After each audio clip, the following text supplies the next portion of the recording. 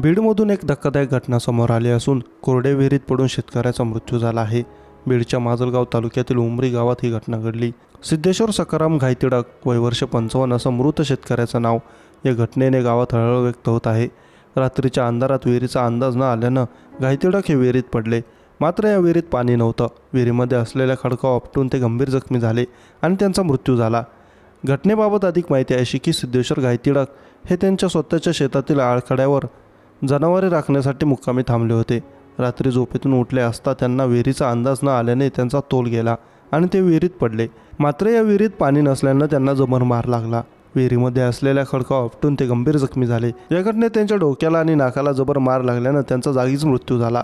दरम्यान सकाळी बराच वेळ झाला तरी वडील घरी आले नाही, म्हणून सिद्धेश्वर घायतिडक यांचा मुलगा शेतात त्यांना पाहण्यासाठी गेला।